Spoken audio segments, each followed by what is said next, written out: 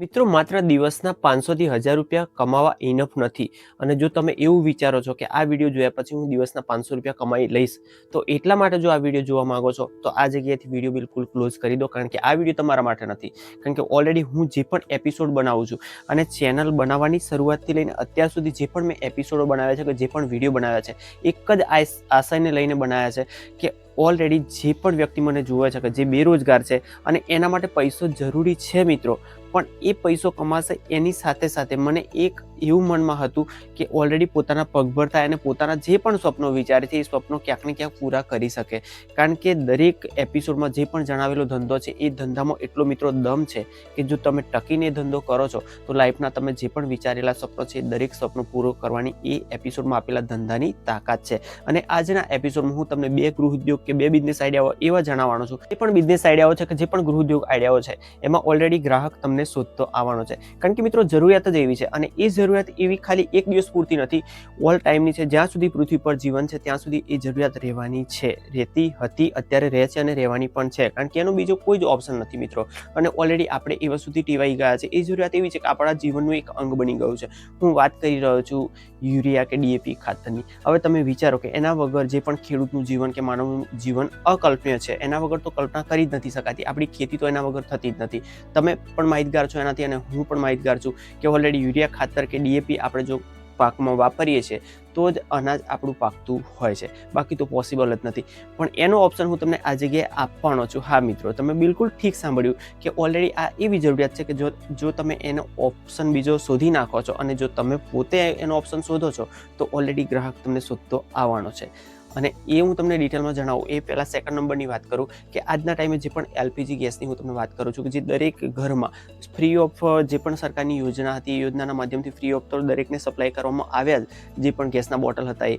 પણ એના પછીથી જે પણ યોજના અંતર્ગત આપણને જે પણ એ ગેસ બોટલ મળ્યો એની સિવાય પણ અત્યારે આપણે એ પુરાવીએ છીએ રેગ્યુલર. અને જ્યારે મહિને 2 મહિને જ્યારે પૂરો થઈ જતો હોય ત્યારે રૂટીન જીવનમાં એવી આ વસ્તુ વણાઈ ગઈ છે, ગૂંથાઈ ગઈ છે કે એના વગર આપણને બિલકુલ ચાલતું જ નથી. અને ઓલરેડી આપણે 800 રૂપિયા ખોઈને પણ એ વસ્તુ આપણે ઘરમાં વાપરીએ જ છીએ. તો એનો પણ ઓપ્શન મારી જોડે છે મિત્રો. અને ઓલરેડી કદાચ આગલા એપિસોડો તમે જો જોયા હશે તો આની ડિટેલ તમને ખ્યાલ આવી જ ગયો હશે. તો ઓલરેડી તમારે એપિસોડ આ જગ્યાએ ક્લોઝ કરવો હોય તો કરી શકો છો. બાકી તમે મને પહેલી જ વાર આ બાબતમાં જોઈ રહ્યા છો અને આ માહિતી જાણવા માંગતા હોય તો એપિસોડમાં આગળ બન્યા રહો મારી સાથે. યુરિયા અને ડીએપી વાપરવું એ આપણા આજના ટાઈમની બિલકુલ એવી ફિક્સ જરૂરિયાત થઈ પડી છે કે જેના વગર ખેતી થઈ શકતી નથી. પણ એનો ઓપ્શનલ ઉપાય એ જ છે કે ઓલરેડી આપણે જે પણ છાણિયું ખાતર છે, હવે આ જગ્યાએ તમને પ્રશ્ન થશે કે છાણિયું ખાતર તો ઓલરેડી આપણે વાપરીએ ખેતરમાં, પણ જે યુરિયા ડીએપી વાપરવાથી જમીન ખરાબ થઈ ગઈ છે તો એના કારણે આજે આપણે જો ખાતર વાપરીએ છીએ કે જે છાણિયું ખાતર છે તો એનાથી જોઈએ ઉત્પાદન નથી મળતું. બરાબર છે, હા એ વાત જોડે હું સહમત છું.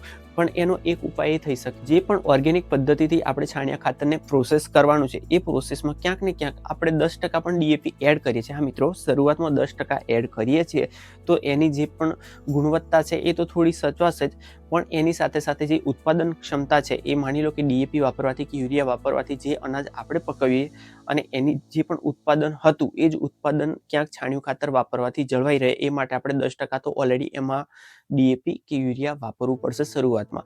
પણ ધીમે ધીમે કરતાં માની લો કે એકાદ વર્ષમાં આપણે 3 સિઝન પકવતા હોઈએ કે 2 સિઝન પકવતા હોઈએ તો એ સિઝન સાચવી અને પછીના સિઝને આપણે એને ઓછું કરી નાખીએ, એટલે કે ડીએપી ઓછું કરી નાખીએ અને પછી ફૂલ ટાઈમ આપણે જો છાણિયા ખાતર પર આવી જઈએ છીએ. તો આવી રીતના સ્ટેપ બાય સ્ટેપ જે પણ પ્રોસેસ છે એ પ્રોસેસ કરીએ છીએ તો ક્યાંક ને ક્યાંક આપણને જોઈએ એટલી ઉત્પાદન ક્ષમતા કે જે યુરિયા વાપરવાથી અને ડીએપી વાપરવાથી આપણને મળતી હતી એ ઓલરેડી છાણિયું ખાતર વાપરવાથી આપણને મળે. અને એની સાથે સાથે ઓલરેડી આપણે જે પણ પેસ્ટિસાઇડ દવાઓ ના છૂટકે આપણે બજારમાંથી લાવી અને છાંટવી પડે છે એ જ મેં તમને કીધું. એના માટે આપણે એક વ્યવસ્થિત પ્રોસેસથી જે પણ ઓર્ગેનિક પદ્ધતિથી જે પણ દવાઓ આપણે ઘરે તૈયાર કરીએ છીએ એનો જો વપરાશ કરીએ છીએ તો આપણી જે પણ ખેતી છે એ બિલકુલ પ્યોર થઈ જતી હોય છે અને આપણા સ્વાસ્થ્યને વધુ વેલ્યુ આપે એવી હોઈ શકે. પણ એના માટે તમારે આજે સ્ટાર્ટઅપ કરવું પડે. અને આ જગ્યાએ જો તમારે ડિટેલ જાણવી હોય કે જે પણ આપણે છાણિયું ખાતર છે એને વ્યવસ્થિત કઈ રીતના પ્રોસેસ કરી અને એક ઓર્ગેનિક ખાતર બનાવી શકીએ તો મિત્રો કમેન્ટ જરૂરથી કરજો. અને આ જગ્યાએ તમને જો એવું લાગે છે કે જે પેસ્ટિસાઇડ દવાઓ છે એના કરતાં આપણે ઓર્ગેનિક પદ્ધતિથી કઈ રીતના દવા તૈયાર કરી શકીએ કે જેમાં કોઈ પણ પ્રકારનો રોગ નિયંત્રિત થઈ શકે, તો એની જો ડિટેલ જાણવી હોય તો પણ તમે કમેન્ટ જરૂરથી કરજો. તો આ એક ઓપ્શન એવો છે કે જેના માધ્યમથી જો આજે આપણે સ્ટાર્ટઅપ કરીએ છીએ મિત્રો તો સમથિંગ 1-1.5 વર્ષ પછી આ બેઝ એટલો મજબૂત તૈયાર થાય ને કે ઓલરેડી દરેક ગ્રાહક તમને શોધતો આવે અને ઓલરેડી એના માટે આજે નહીં પણ ભવિષ્યમાં આની જરૂરિયાત રહેવાની છે. કારણ કે ઓલરેડી તમને પણ ખ્યાલ જ છે કે જે પણ આપણે રાસાયણિક ખાતરો વાપરી અને આપણે જે પણ રોગચાળો સામેથી માંગી લીધો છે અને એના માટે આપણે જે પણ દવાખાનો આજુબાજુ ખુલી રહ્યા છે, તો આ પરિસ્થિતિને જોતા આપણે ક્યાંક ને ક્યાંક ઓર્ગેનિકતા તરફ વળવું જ પડશે. એમાં કોઈ પણ જાતની શંકા નથી કે કોઈ પણ જાતની બેમત નથી. એના વગર આપણે છૂટકો જ નથી. તો અત્યારે ઘણી બધી મોટી ઓપોર્ચ્યુનિટી છે કે આ જ વસ્તુને જો પકડીને ચાલીએ છીએ તો ભવિષ્ય માટે કેટલો પૈસો તમે કમાશો એ મિત્રો હું કોઈ પણ જાતનો આંકડો નથી કહેતો, પણ ટૂંકમાં એટલું ચોક્કસથી કહી શકું કે એના પર તમે માત્ર એ જ વસ્તુ પકડી રાખો છો તો આવતા 4-5 વર્ષ પછી પણ તમે એ જગ્યાએ એટલો પૈસો કમાશો કે તમારા સ્વપ્ન સાકાર કરવા માટે તમારે બીજો કોઈ પણ ધંધો કરવાની જરૂરત નથી. માત્ર આટલી જ વસ્તુ પકડી રાખો તો પણ. ઓલરેડી આપણે ગામડામાં રહીએ છીએ તો આપણું જે પણ રસોઈ હોય છે આપણે લાકડાથી પકવતા હોઈએ છીએ, પણ એમ કરતાં કરતાં જ્યારે હાઈટેક આવી ગયા પછી જ્યારે આપણે એલપીજી તરફ વળ્યા છીએ ત્યારે આજના ટાઈમે આપણે સમથિંગ આપણા વપરાશ પ્રમાણે 1.5-2 મહિને કે મહિને જે પ્રમાણે વપરાશ હોય એ પ્રમાણે આપણે એલપીજી ગેસ બોટલ ચેન્જ કરતા હોઈએ છીએ. તો એની સામે ઓપ્શનલ એ જ છે કે આજના ટાઈમે તમે જો બાયોગેસ પ્લાન્ટ લગાવો છો તો એની સામે આપણને એક તો વીજળી મળે છે મિત્રો, એની સામે આપણને એકદમ તૈયાર થયેલું સેન્દ્રિય ખાતર મળે છે અને એની સામે આપણો જે પણ એલપીજી ગેસનો બોટલનો જે પણ ખર્ચો છે બિલકુલ ઝીરો થઈ જતો હોય છે. મિત્રો આ કામ એવું છે કે જેનાથી આપણા પૈસા તો ઓલરેડી બચવાના જ છે પણ એની સામે આપણને કંઈક ફાયદો પણ થવાનો છે. હવે માની લો કે તમને જે ફાયદો થાય છે તમારા સમથિંગ 1.5-2 મહિને જે પણ 800 રૂપિયા બચે છે એની સામે તમે તમારા પાડોશીની પણ આ વસ્તુ કરાવો છો તો ઓલરેડી જે પણ પ્રોસેસ કરાવડાવો છો એમાં સમથિંગ એક વ્યક્તિ તમને જો 1,000-1,500 રૂપિયા આપીને જાય છે કે જેમાં તમારે કશું જ નથી કરવાનું, પણ ઘણી બધી સરકારી યોજનાઓ એવી છે કે જે તાલુકામાં મળ્યા પછી તમે જાણો છો અને એની જો રીતસરની તમે એજન્સી લઈને આ કામ કરો છો, તમારા તાલુકામાં તમે પ્રોવાઈડ કરો છો, શરૂઆત તમારા ઘરથી કરો છો, તમારા પાડોશથી કરો છો, તમારા આજુબાજુના ગામડાઓથી કરો છો અને ધીમે ધીમે કરતાં આ સમય લાગશે પણ માની લો કે 5-6 મહિના 12 મહિના પછી તમે જો રેગ્યુલર થઈ જાઓ છો આ બાબતમાં તો એક ટાઈમે તમે જિલ્લાને પણ ઉચ્ચક લઈ શકો અને દરેક ગામને આવી રીતના તમે એક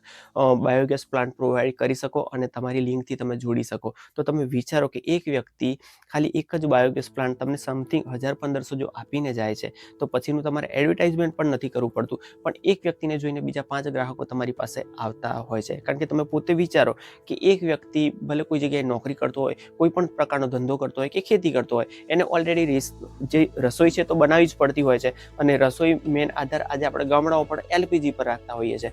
તો એલપીજીની સામે જે પણ ખર્ચો છે એ બિલકુલ ઝીરો થતો હોય અને એની સામે આપણને એ લાઇટમાં પણ થોડો ઘણો ફાયદો થતો હોય તો કોણ ના કરે મિત્રો. એના માટે કોઈ સવાલ જ નથી, ઓલરેડી દરેક વ્યક્તિ કરવાના છે પણ કઈ રીતના કરવું એ કોઈને ખ્યાલ નથી. પણ આ જ વસ્તુ જો તમે કરાવડાવો છો એક એજન્સીના માધ્યમથી તો તમે તો આવક કરશો જ પણ આવતા ટાઈમમાં માની લો કે 1-2 વર્ષ પછી પણ આ વસ્તુની જરૂરિયાત રહેવાની જ છે અને એ જરૂરિયાત જો તમે પૂરી કરશો તો તમે પોતે વિચારો કે તમે કેટલું કમાઈ શકો. આપણી જેટલી મતલબ કેપેસિટી કમાવાની કેટલી તમે ધારો એટલું કમાવી શકો. એના માટે તમે ટીમ પણ ડેવલપ કરી શકો પણ એ બધી મિત્રો ભવિષ્યની વાત છે, પણ સ્ટાર્ટઅપ આજે કરો છો તો આ વસ્તુ પોસિબલ છે. માર્કેટમાં એવી ઘણી બધી જરૂરિયાતો કે એવા ઘણા બધા કામ અવેલેબલ છે કે જેના માધ્યમથી આપણે પોતે તો એનો ફાયદો ઉઠાવી જ શકીએ છીએ પણ એની સામે સામે એક આવકનું માધ્યમ પણ ઊભું થઈ શકે છે અને એના માટે કોઈ ખાસ ભણતરની કે કોઈ સ્કિલની જરૂરિયાત નથી. કારણ કે આ બે બિઝનેસ એવા છે કે જેમાં સિમ્પલી કોઈ પણ જાતની આપણને આવડતની જરૂરત નથી. જનરલી થોડું ઘણું નોલેજ હોવું જોઈએ પણ એ તો એકબીજાને પૂછી લઈએ તો પણ આપણને ડિટેલ મળી જાય એવી છે અને છતાં પણ તમને જો ખ્યાલ ના આવે અને આના વિશે ફૂલ ડિટેલ જોઈતી હોય તો તમે કમેન્ટ જરૂરથી કરી દેજો. હું આવતા એપિસોડમાં એ ડિટેલ જરૂરથી આપી દઈશ. તો ચાલો મિત્રો આજે કે કરીએ એપિસોડનો એન્ડ. અને હા મિત્રો એપિસોડ યોગ્ય લાગ્યો તો એક લાઇક જરૂરથી કરીને જજો અને એપિસોડ જો પ્રથમવાર જોઈ રહ્યા છો તો આવી જ ઇન્ટરેસ્ટિંગ અને ઇમ્પોર્ટન્ટ માહિતી હર હંમેશ આ જગ્યાએ મળતી રહે છે તો એ વાત સાથી ચેનલને જરૂરથી સબસ્ક્રાઇબ કરી લેજો. બાકી મળી આવતીકાલે ફરીથી એકવાર નવા એપિસોડમાં નવી માહિતી સાથે. ત્યાં સુધી આપણે મિત્રો મુકેશભાઈ રજા આપો. જય હિન્દ, જય ભારત.